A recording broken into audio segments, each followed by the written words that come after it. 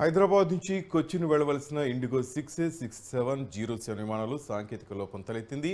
గంట నుంచి టేకాఫ్ కాకుండా రన్వే పైనే విమానం నిలిచిపోయింది. ప్రయాణికుల్లో మంత్రి పొంగులేటి శ్రీనివాసరెడ్డి, అలాగే ఎమ్మెల్యేలు తెల్లం వెంకట్రావు, జారి ఆదినారాయణ, పాయ వెంకటేశ్వర్లు ఉన్నారు.